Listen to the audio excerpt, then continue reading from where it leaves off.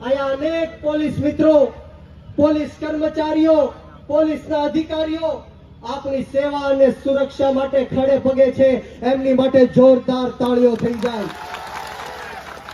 પરંતુ હાલમાં જ દેશી દારૂને લઈને, ડ્રગ્સને લઈને, પોલીસ પરિવારના વિરોધને લઈને જે મીડિયાની અંદર ચાલી રહ્યું છે, ત્યારે હું 100% એવું માનું છું કે આ ભ્રષ્ટાચારી ભારતીય જનતા પાર્ટીની રહેમ નજરથી ગુજરાતના 33 જિલ્લાઓમાં, તમામ તાલુકાઓમાં, ગામોમાં દેશી દારૂના અડ્ડાઓ ચાલી રહ્યા છે, ડ્રગ્સના અડ્ડાઓ ચાલી રહ્યા છે.